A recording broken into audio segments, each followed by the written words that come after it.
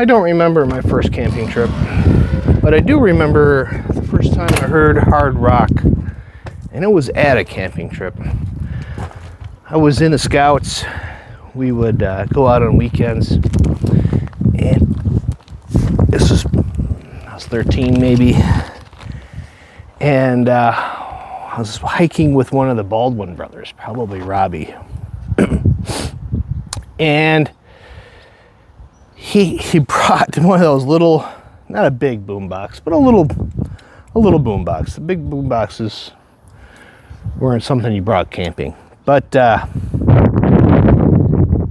we're hiking and he's like, hey, you ever hear of Motley Crue?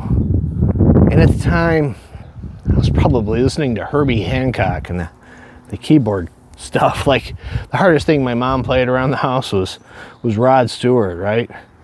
And I'm like, nah, I've never even heard of him.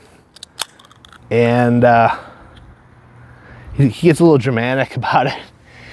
And he takes this cassette and he puts it in. He goes, you gotta check this out. Closes the cassette flap. He looks me dead in the eyes and he hits play. And it starts that intro. Right? He had it rewound right to the beginning. Motley Crue, Shout at the Devil. And that in the beginning starts playing. And I'm like, what in the heck is this guy playing? He almost lost me. And then that intro ends. And then it's, shout.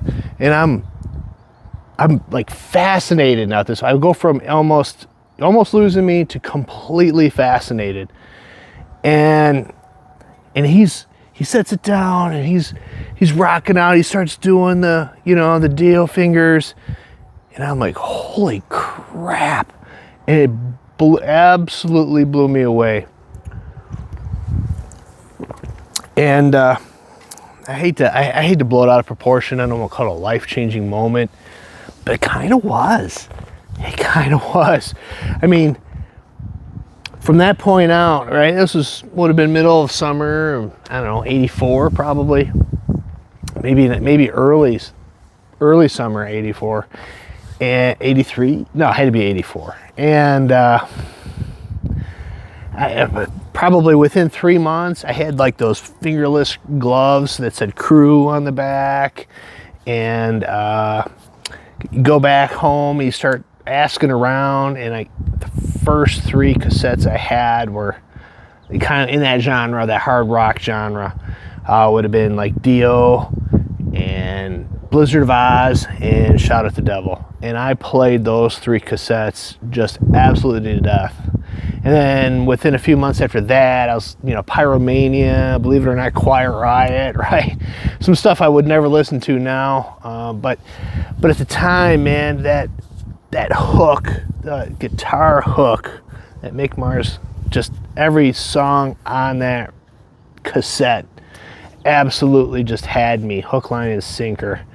Then you go and you get the first Motley Crue record, and it's just as catchy and just as cool, super. Just, my mom did not get it at all, which kind of made it pretty cool, right? Yeah, that was Robbie Baldwin. If you're out there, thank you, sir. I owe you one. That was formed my whole musical taste probably from that point forward. Yeah. Cheers.